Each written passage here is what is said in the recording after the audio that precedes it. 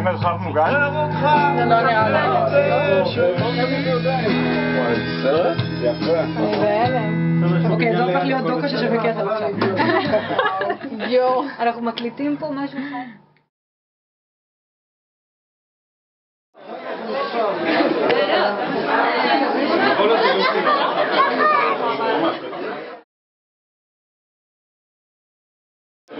שחר, מה יש לך להגיד לעם ישראל?